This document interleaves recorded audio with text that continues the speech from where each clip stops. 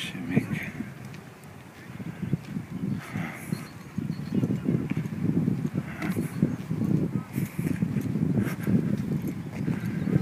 Tak. Okay.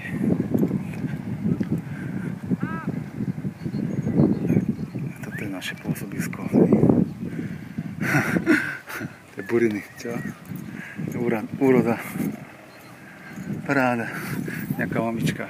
Nejaká krásna mamička ide. No. Zoberieme ju.